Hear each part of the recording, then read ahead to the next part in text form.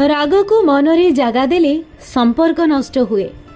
अभिमान को मनरे पोषि रखिले दूरता सृष्टि हुए। किंतु सबु किछि भूले क्षमा करिदेले संपर्क स्थायी हो जाए। समस्ते कहते व्यस्त हुआ नहीं, समय आसिले सबू ठीक हो जिवो।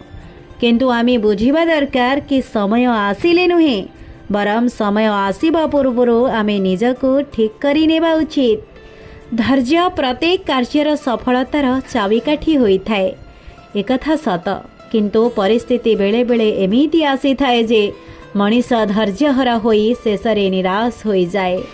मनीष संसारर मायाजाल रे बांधी होई थाए, ता आखिरे स्वार्थ लोभ मोहर अंध पुटुली बंधा होई थाए। एसब ऊर्ध्वरे रही परिले जणे काल विजयी होई पारिबो। कथाटी आपनको भल लागिथिले मो चैनल को लाइक शेयर सब्सक्राइब निश्चय करिवे।